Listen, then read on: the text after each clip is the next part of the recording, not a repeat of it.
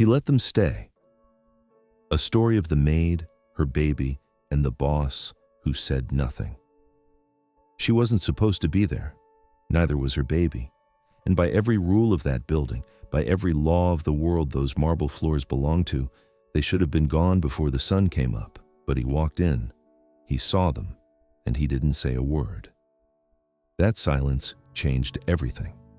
If you've ever rooted for someone who had no business winning, this story is for you.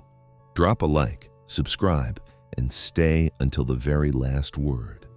You'll want to be here for the ending. Amara Osei had learned a long time ago that the world was not designed for women who looked like her.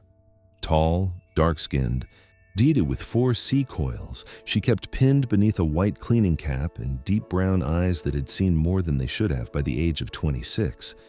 She moved through this city the way water moves through a crack, quiet, efficient, and always aware that the crack could close at any second. She had come to Seoul 3 years ago on a cleaning company contract. When the contract expired, she stayed. When the work dried up, she found more. When her boyfriend left, 6 months into her pregnancy, no note, just an empty closet, she kept the apartment, picked up 2 extra shifts, and swore on everything that her daughter would never know what it felt like to wonder if her mother was coming back. Zoe was 4 years old now, 4 years and 3 months to be precise.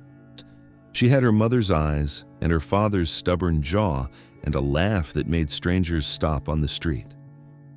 She was also, as of that particular Thursday morning, the reason Amara was standing in the lobby of the most dangerous building in all of Gangnam District with a sleeping child strapped to her back and a mop in her hand. The daycare had called at 5:15 in the morning.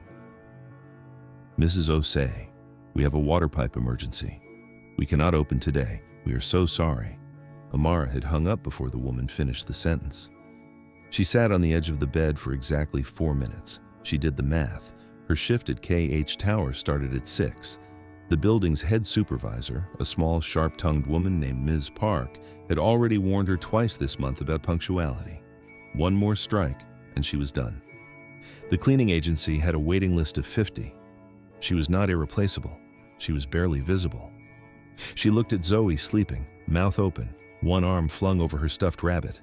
She made her decision. "Don't go anywhere, sweetheart. Let me get your Pampers from the bag. I'll be back in 1 second." Zoe didn't wake. She never did at that hour.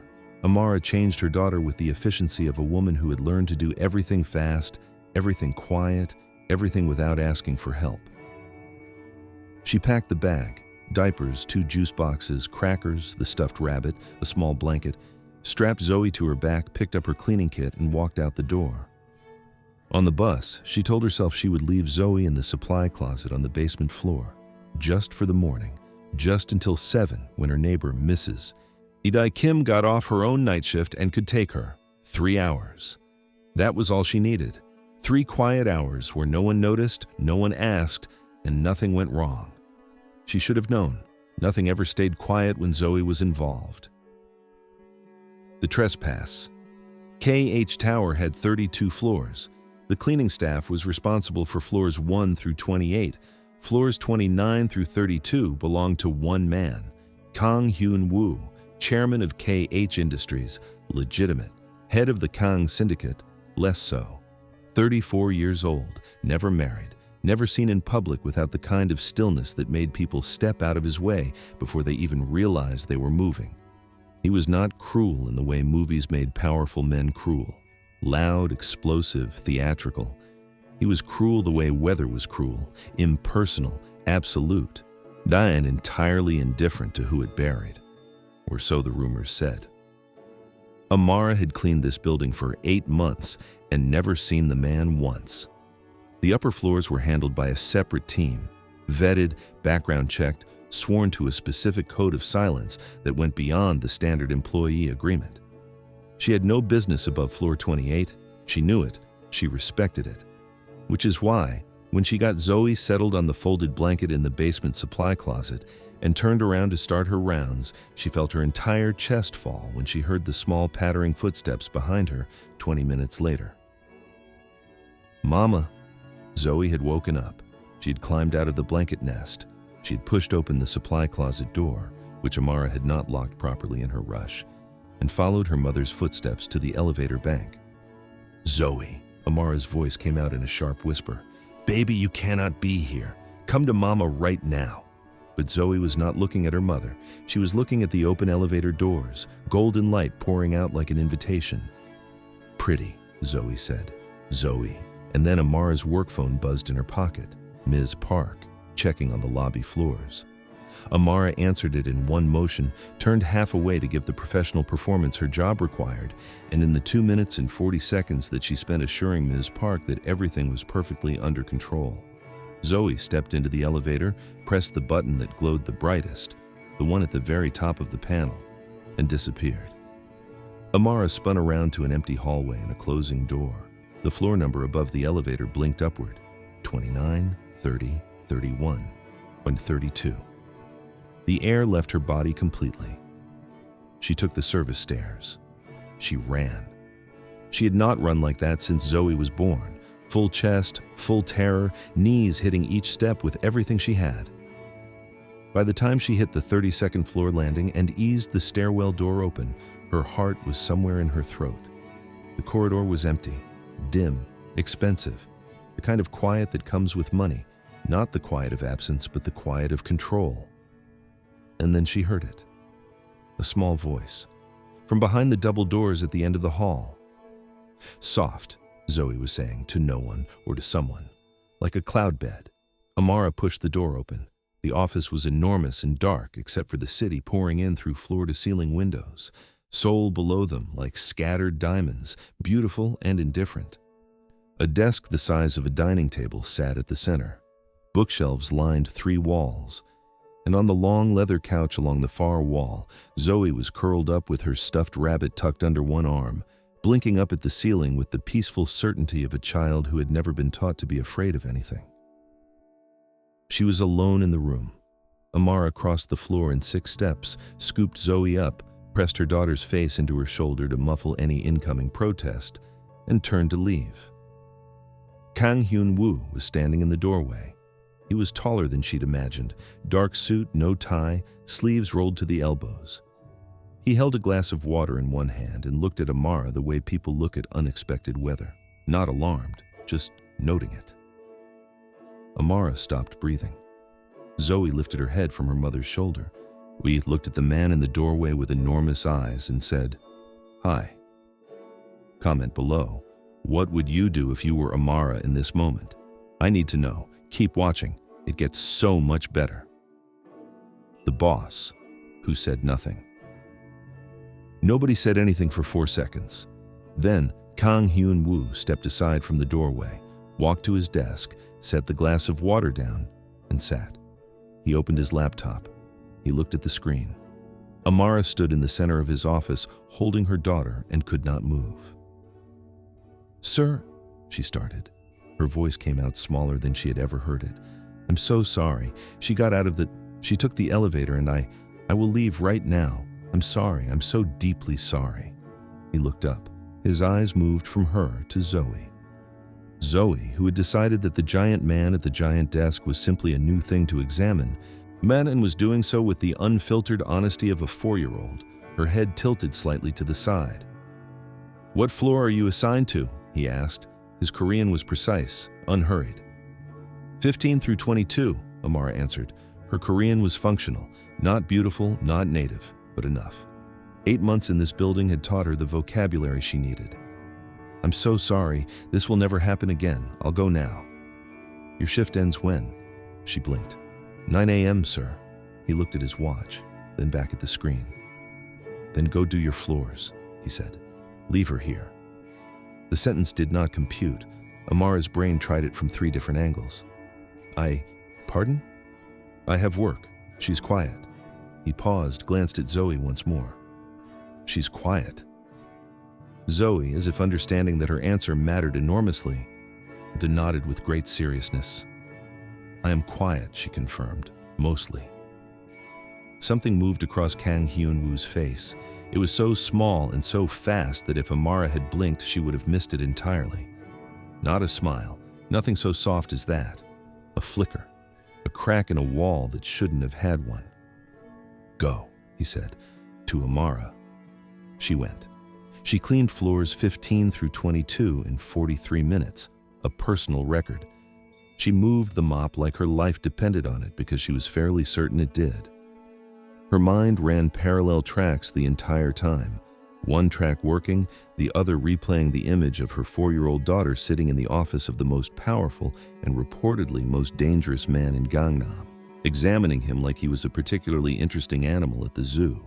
She was back at the 32nd floor at 7:48. She pressed her ear to the door before she opened it. She heard, "But why is the city so bright?" A pause. Then, in a voice that sounded like it hadn't been used for conversation in a very long time, "So people can find their way home." Amara pushed the door open. Zoe was standing at the window, both hands pressed flat against the glass, her nose leaving a small fog circle on the pane. Kang Hyun-woo had moved from his desk. He was standing 3 feet behind her, hands in his pockets, also looking out. He heard the door. He didn't turn around. He just walked back to his desk, sat down, and resumed typing as though the previous 2 hours had been nothing. "Mama," Zoe spun around, delighted. "The man showed me all the lights. He knows all the buildings." "Is that so?" Amara said carefully. She looked at Hyun-woo. He did not look up. "Thank you," she said quietly. It felt inadequate, wildly, embarrassingly inadequate. "Thank you, sir." He nodded once, the kind of nod that was also a dismissal. She took Zoe's hand and left. In the elevator going down, Zoe tugged her sleeve. "Is he lonely, Mama?" Amara looked at her daughter. At 4 years old, Zoe saw things adults had learned to stop seeing. "I don't know, baby," she said. But she thought she did. What doesn't get said? She did not expect it to happen again. She told herself firmly, on the bus ride home with Zoe asleep across her lap, that it had been an accident, a single impossible morning that she would spend the rest of her employment at KH Tower pretending had not occurred. But the daycare called again the following Monday. A staff illness, partial closure. Could she manage? She managed. She strapped Zoe to her back, packed the bag, and took the bus to Gangnam. This time she set her daughter up in the supply closet again. Blanket, crackers, rabbit, a small tablet with headphones playing the alphabet songs Zoe had recently decided were acceptable entertainment. This time, she locked the door properly. She was on floor 17 when the supply closet door opened anyway. Zoe had figured out that if you pressed the handle and the bottom simultaneously, it released. And by the time Amara's phone buzzed with the notification from the elevator sensor app she'd hastily downloaded that morning, Zoe was already on her way up. Amara ran. The 32nd floor corridor was quiet as she arrived. But the double doors to the corner office were already cracked open, and from inside she heard a voice she was learning, against all reason to recognize. "What is your name?" "Zoe. What's yours?" "Hyun-woo." A pause. Then Zoe, processing. "That's hard. Can I call you Woo?" Amara covered her mouth with both hands. "No," Hyun-woo said. "Okay, Woo," said Zoe. Amara stepped into the doorway. Zoe was sitting on the floor beside the couch, legs crossed, rabbit in her lap. Hyun-woo was at his desk. He looked up when she entered, and this time, she caught it more clearly, the fractional softening in his eyes before the stone came back. "She's 4, Amara said, as though that explained everything. It did not. Nothing explained any of this. "I know," he said. "She doesn't understand that there are places she cannot." "Amara," he said her name, her real name. She had no idea how he knew it. He set his pen down. "Your floors." She stood there one moment longer than she should have. Then she went. By the 3rd week, it was a ritual neither of them named. On the 2 mornings a week that the daycare had reduced hours, Zoe appeared on the 32nd floor. Amara cleaned her assigned levels. At the end of her shift, she came back and collected her daughter, who by then had always found some way to insert herself into whatever Hyun-woo was doing, sitting on the floor beside his desk with her coloring book, narrating her drawings to him in a mixture of English and the Korean words she was picking up with terrifying speed. "This is a dragon," Zoe announced one morning, holding up a scribbled page. "He's orange. He breathes oranges instead of fire because fire is scary, but oranges are nice." Hyunwoo looked at the drawing for a moment. "That is the strangest dragon I have ever seen," he said. "I know," Zoe said proudly. "He's mine." And Kang Hyunwoo, who had ordered men's hands broken over lesser insults to his taste, looked at a crayon drawing of an orange dragon and said nothing. He just turned back to his papers. But he kept the drawing. Amara found it 3 days later, tucked under the corner of his desk lamp. She didn't say anything either. She dusted around it and left it exactly where it was. The thing she didn't know. You might want to sit down for this next part. The twist nobody saw coming. Subscribe now. Part 2 drops next week. It was Dong-ha who told her.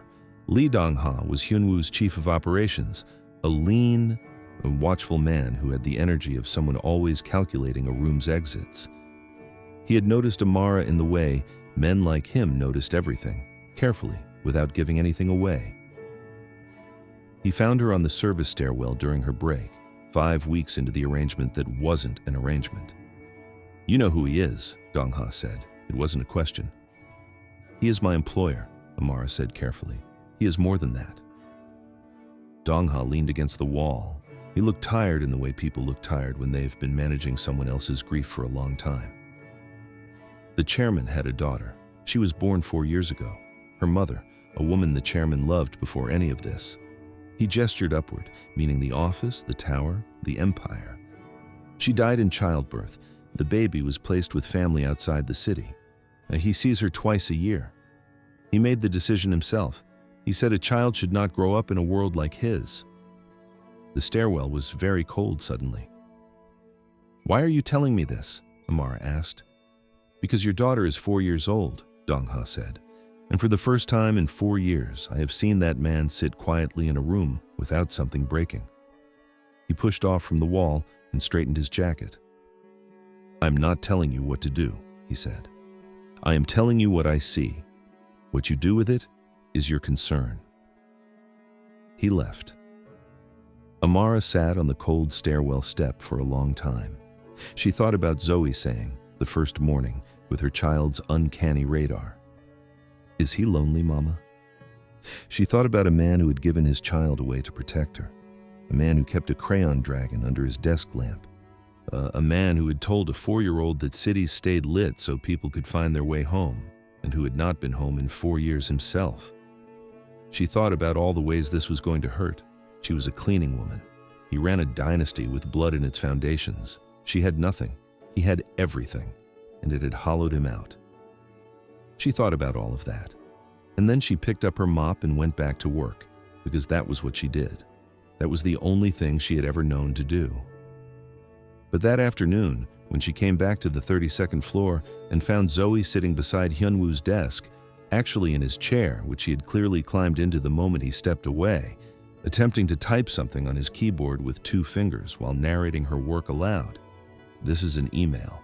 It says, "I want oranges." Amara did not immediately collect her daughter and leave. She stood in the doorway. Hyunwoo was standing at the window. He had his back to both of them. His shoulders were not the shoulders of a man who had just discovered a 4-year-old in his chair. They were the shoulders of a man who had decided to stand at the window and let the 4-year-old be in his chair. "Woo," Zoe announced. "I sent the email." "To whom?" he said without turning. "The oranges." A pause. "I see. Do you think they'll write back?" He turned. He looked at Zoe in his chair, her feet dangling far above the floor, her rabbit wedged between the armrest and the seat cushion. He looked at her with an expression that Amara, from the doorway, ladies could only describe as carefully handled pain, the kind you carry by wrapping both hands around it and not letting go. "I think," he said, "that if anyone would get a letter back from the oranges, it would be you." Zoe beamed, and Amara, standing in the doorway where neither of them could see her face, pressed her hand flat over her chest and felt something move that she had put away years ago and told herself she didn't need. When the world comes back, the danger, when it came, came in the shape of two men in suits on a Tuesday. Amara had seen them before, not these two specifically, but their type. The sharp edges beneath expensive fabric, the way they moved through the lobby like the building owed them passage. She clocked them on floor 3 and felt her instincts. The instincts every woman who has navigated unsafe spaces develops with time. Fire a warning. They were asking the security desk about the cleaning staff, about one cleaning staff member in particular. She heard her name. She didn't know who they were. She didn't know then what she would learn later, that a rival family, the Park Syndicate, who had been building a case against Kang Hyun-woo for 2 years, had been watching the tower, that they had noticed the unusual access pattern, the cleaning woman who went upstairs, the child. They had decided, efficiently, that the woman and the child were the only lever that existed. She found out all of that later. What she knew in that moment was simpler. 2 men were asking about her by name, and Zoe was on the 32nd floor. But she went up. Not the elevator, the stairs, fast. Her hands were shaking by the time she hit the 32nd floor and pushed through into the corridor. The double doors were open. Inside, Dong-ha was standing in the center of the room. 2 more men flanked him. Hyun-woo was at his desk, but he wasn't looking at his laptop. He was on the phone, speaking in a low, rapid voice that she had never heard from him before. Zoe was on the couch. She had sensed the change in the room the way children do. Gone quiet and still, her rabbit clutched in both hands, her big eyes moving carefully around the space. Amara crossed the room in 4 steps and swept Zoe up. Zoe pressed her face into her mother's neck immediately. "Mama," she said very quietly, "the room is different." "I know, baby. Close your eyes." Amara. Hyun-woo had hung up the phone. And he was looking at her. His face was the stone face, the chairman face, but his eyes were something she had only seen once before in the stairwell when Dong-ha had described a man who gave up his daughter to keep her safe. "You need to go with Dong-ha," he said. "Now. He will take you somewhere safe." "What is happening?" "There are men downstairs who want to use you," he said, flat, no softening. "They will not reach you, but I need you to go now." Hyun-woo, it was the first time she had used his name. Just his name. No sir, no chairman. Something cracked across his face. He stood up. He walked across the room and stopped in front of her, close enough that she could see the controlled tension in his jaw, the way he was holding himself like a man who had made a decision and was enforcing it on his own body. "Go," he said. "Oh, please." The please was not a word she imagined Kang Hyun-woo used often. It sat in the air between them like something fragile. Zoe lifted her head from Amara's shoulder and looked at him with those enormous eyes. "Will you be okay, Woo?" she asked, the longest 2 seconds of Amara's life. Then he reached out and with one finger touched the top of Zoe's head, the lightest possible contact, like he was afraid of what it meant. "I will be fine," he said. Dong-ha's hand was on Amara's elbow, guiding her toward the back exit. She went. She didn't look back. She should have looked back. What she didn't know she already had. Stop scrolling. The ending of this story is not what you think. Stay with me. Every word from here matters. Dong-ha took her to an apartment 2 blocks from the tower. Clean, bare, safe. But he told her to stay until he contacted her. He left. She sat on the floor with Zoe in her lap for an hour. Zoe fell asleep. Amara didn't. She told herself in the silence all the things she had been telling herself for weeks. He's not a man you fall into. He is not a story that ends well. He's a man with blood in his history and enemies at his door, and a world that she and Zoe had no business being inside. She had Zoe. She had her shift schedule and her small apartment, and the knowledge that she had survived everything so far on her own. She didn't need anything he was. She believed maybe 4 of those sentences. Her phone buzzed at 2 in the morning. Not a call, a message from a number not in her contacts. "The situation is resolved. You can go home in the morning. I'm sorry." She stared at the message for a long time. Then she typed back, "Sorry for what?" A pause, long enough that she thought he wasn't going to answer. Then, "For making your world smaller by being in it." Her throat closed. She typed, "You let us stay." That made it bigger. Another long pause. No response. She put the phone down. She didn't know what it meant. She wasn't sure he did either. She held her sleeping daughter and watched the ceiling and thought about a man standing at a window telling a child that cities stayed bright so people could find their way home. In the morning, Dong-ha came to take her back to her apartment. He handed her an envelope without explanation. She opened it on the bus. Inside was a letter from a private early childhood academy, one of the best in Seoul, the kind with a waiting list measured in years. An acceptance. Zoe's name. Full sponsorship. At no fees, effective immediately. And beneath it, a second document, a contract, not a cleaning contract, a building management role, the kind with a title, with benefits, with hours that ended at 5. Her name on it already printed, no note, no signature, just her name and his company's letterhead. She looked out the bus window at Seoul moving past, all those lit buildings, all those bright windows. She thought about all the ways she had learned to make herself invisible, to take up less space, to be the woman who came in the service entrance and left before anyone noticed. She thought about a man who had made room for her daughter in his fortress of an office and said nothing about it. Not to his staff, not to the world, just, "Leave her here, go do your work, I'll keep her safe." She thought about Zoe pressing her hands to the window and asking why the city was so bright, so people can find their way home.